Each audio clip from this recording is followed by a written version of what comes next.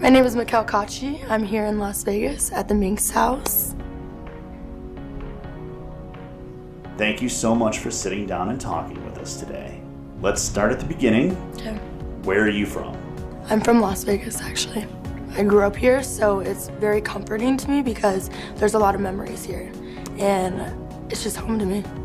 You mentioned to me that you grew up in a big family. What kind of influence did that have on you? I would definitely say I don't think I'd be myself if I was an only child, just because living in a big family, there's lots and lots of personality. Growing up in my household, it was always something going on.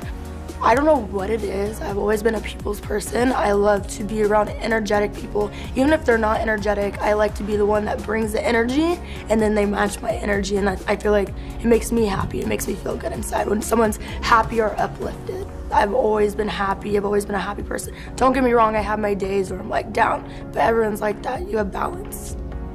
Tell me about your sister. I have an identical twin sister, and I feel her at all times. No matter what, I know I have someone for me, and that's one thing I've always struggled with, is always trying to spend time with myself, being independent, because we've always been categorized together. We've always been one. I personally believe we were too powerful to be one soul, so we had to split up to be able to conquer this world and do different things in different ways.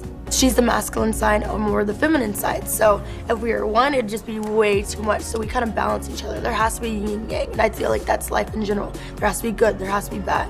There's always two sides to everything.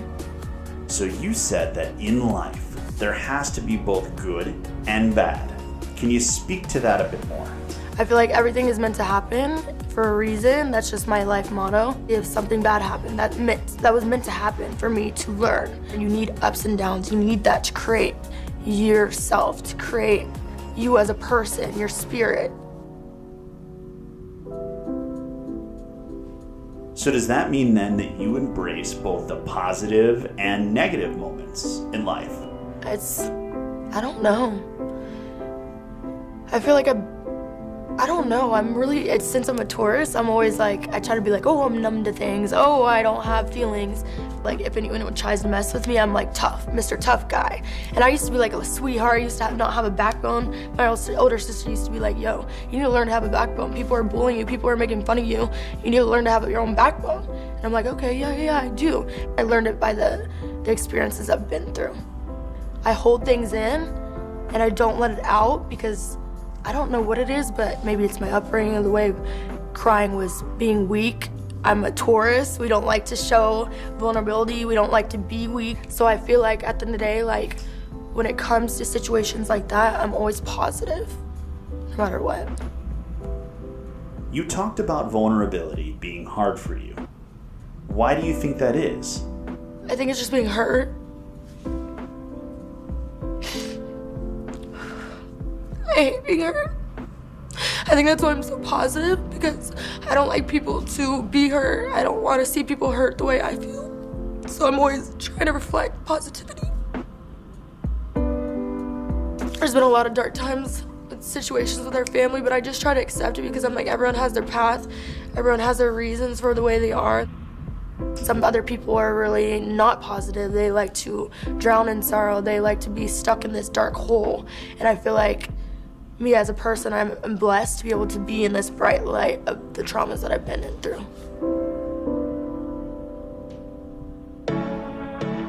What advice would you give to people who, like you, have experienced trauma?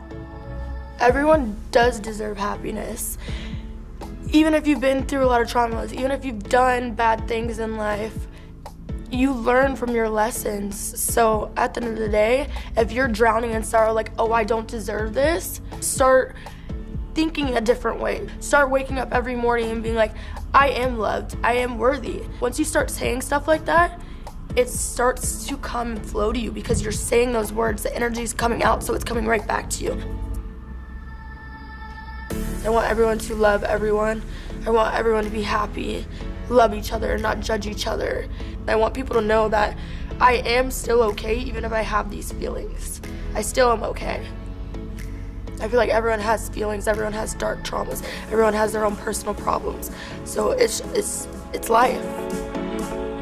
So now that you've got Onlyfans as a platform, What would you say your message is? My message is to just show people to be themselves and not care. Because growing up, a lot of girls, a lot of my friends, a lot of guys, they hold things in because they feel like people are gonna judge them. And at the end of the day, you're not living for anybody else but yourself. You're gonna be in that casket by yourself, so why are you living for someone else, you know what I mean? We all have our own beliefs, we all have our own life paths, so I like to do what I want. I don't like someone telling me and trying to push me into a path that they think is right for me. I wanna do my own things.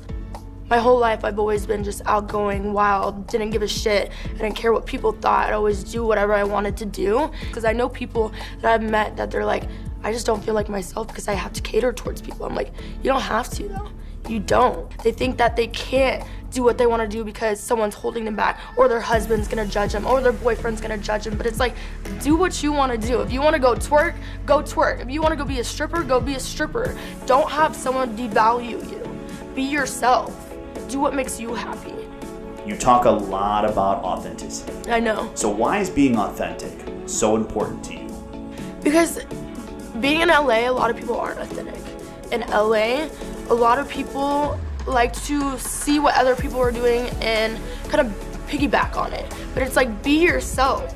I know, I understand that they succeeded from doing that, but be yourself. You're gonna succeed better if you're yourself. So be your authentic self and you will get farther. You and your sister started this company, Minx. What's the goal? My main goal with Minx is to be a woman empowerment group to show the world that we're all different. We all have different energies. We all have different personalities. We all have different upbringings, but we're all beautiful in our own way. And we're here together to build each other, to influence each other. We can show our OnlyFans viewers that you can be yourself. You can do whatever the hell you want to do. Your mind is so powerful. If you set yourself to a goal, you can do it. You've been a social media influencer for years now. What do you love about OnlyFans, and how is it different from the other platforms that you've been on? One thing I love about OnlyFans is that Instagram, you can't really be your authentic self, and YouTube you can't because you can get banned for cussing or showing if you're like twerking or if you're doing something on camera. I feel like OnlyFans gives you a platform to be yourself, to be your authentic self, show content that makes you happy. I want to show on OnlyFans what I do in my life to make me the person I am. I'm very into crystals, I'm very into spirituality, I'm very into meditation, I'm very into eating healthy. At the end of the day, I want to give that message of just taking care of yourself, being well, being happy in your own authentic self. I believe you should tell your story because people seeing you being vulnerable, seeing you being happy, seeing you go through ups and downs, it does help others. And that actually wraps up our questions. Thanks.